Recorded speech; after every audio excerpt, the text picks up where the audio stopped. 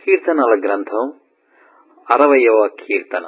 దేవా, మమ్ము విడనాడియున్నావు, మమ్ము చెదరగొట్టియున్నావు. నీవు కోపపడితివి, మమ్ము మరల బాగుచేయుము. నీవు దేశమును కంపింపజేసియున్నావు, దానిని బద్దలు చేసియున్నావు. అది వణకుచున్నది, అది పడిపోయిన చోటులు బాగుచేయుము. నీ ప్రజలకు నీవు కఠిన కార్యములు చేసితివి. తూలునట్లు చేయు మద్యమును మాకు త్రాగించితివి. సత్యము నిమిత్తము ఎత్తి పట్టుటకై నీ యందు భయభక్తులు గల వారికి నీవొక ధ్వజమునిచ్చియున్నావు.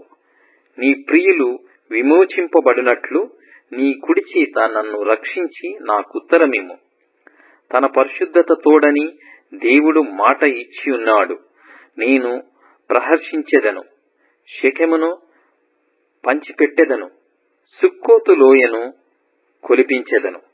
గిలాదు నాది, మనష్షే నాది, ఎఫ్రాయిము నాకు శిరస్త్రాణము, యూదా నా రాజదండము.